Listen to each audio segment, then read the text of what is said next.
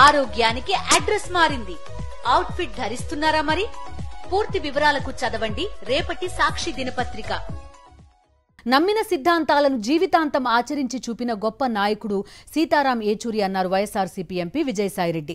ప్రజా సమస్యలపై పీడిత పక్షాన రాజీలేని పోరాటం చేసిన యోధుడని కొనియాడారు. సిపిఎం కేంద్ర కార్యాలయంలో ఏచూరి పార్థివ దేహానికి నివాళులర్పించారు ఎంపీ విజయసాయిరెడ్డి. ఆయన జీవితం స్ఫూర్తిదాయకమన్నారు. ఆయన అన్వేవరింగ్ ఫైట్ ఏదైతే ఉందో ఫర్ పూర్ అండ్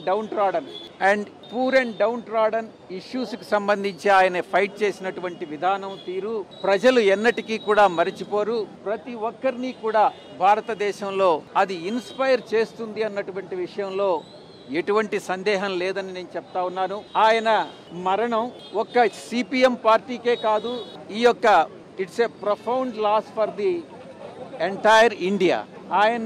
ఆయన యొక్క భావజాలాన్ని, ఆయన యొక్క ఆరేటరీ స్కిల్స్ ని, ఆయన యొక్క డీప్ అండర్స్టాండింగ్ ఆన్ పబ్లిక్ పాలసీని మొత్తాన్ని కూడా నేను 2016లో పార్లమెంటు సభ్యుడిగా ఆయనతో వివిధ పార్లమెంటు ప్రొసీడింగ్స్ లో పార్టిసిపేట్ చేయడం జరిగింది. తెలుగు రాష్ట్రం నుంచి, గోదావరి జిల్లాల నుంచి ఆయన మూలాలు ఉన్న నేపథ్యంలో ఆయన చెన్నైకి మైగ్రేట్ అయ్యి పేరెంట్స్ అక్కడ విద్యాభ్యాసం చేసుకుని ఢిల్లీకి షిఫ్ట్ అయి ఆయన దేశానికి చేసినటువంటి సేవలు ఎన్నటికీ కూడా మరచిపోము.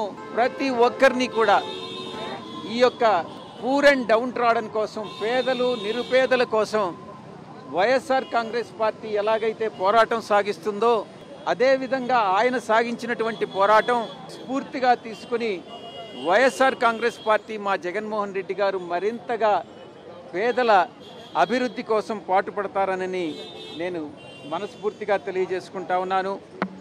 ఆయనలో ఉన్నటువంటి సెక్యులర్ భావాలు కానీ, మార్క్సిస్టు ఆయన భావజాలం కానీ, ఆ కమిట్మెంట్ కానీ,